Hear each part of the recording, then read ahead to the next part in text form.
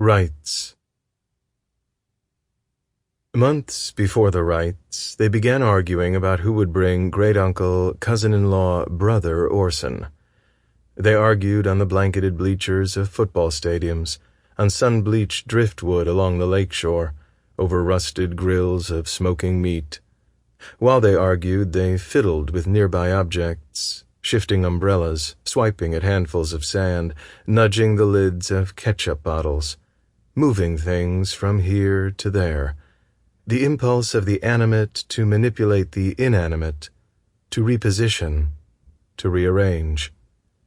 They were a big family.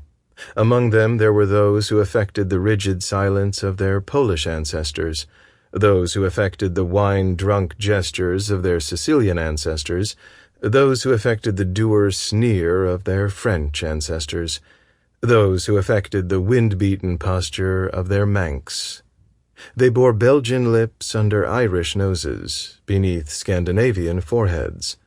They wrinkled like Luxembourgers. They wrinkled like Turks. They were the product of 13 generations of immigrants intermarrying. They were everything, which felt very much like being nothing. They lived in Minnesota.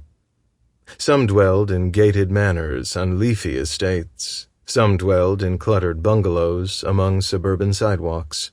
Some dwelled in apartments above restaurants in the city. Pearl lived in a farmhouse on untilled farmland in the countryside, which was where the rights were to be held. The argument was resolved in the back of a taxi, where Pearl's sons were crammed, wiping rainwater from their eyes. Everybody except Zach agreed it should be Zach. "He won't come," Zach argued. "You'll have to make him," said bearded Morgan.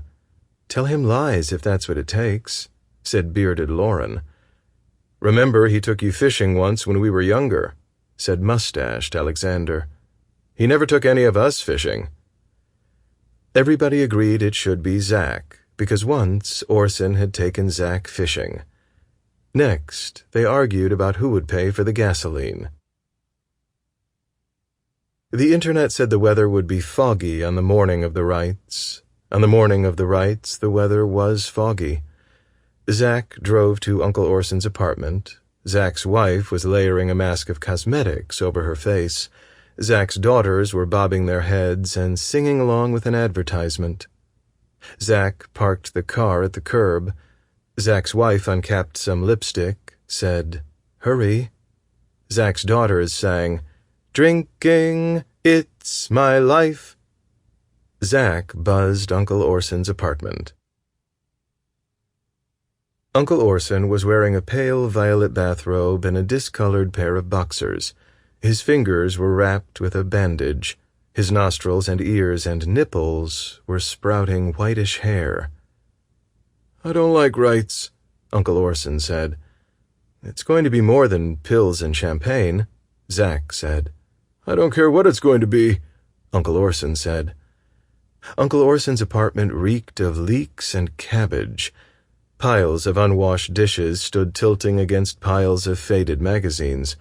An envelope with a gold seal and stamped postage, the invitation to the rights, signed by Zach's mother, Orson's sister, Pearl, lay crumpled on the sofa, stained with a smear of snot or mustard. "It's an honor for the family," Zach said. "It'd be better if I didn't come," Uncle Orson said.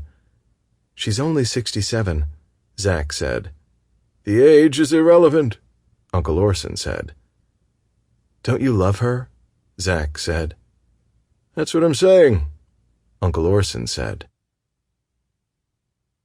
Orson sat between Zach's daughters. Zach's daughters weren't singing anymore. It wasn't Orson's apartment that reeked of leeks and cabbage. It was Orson.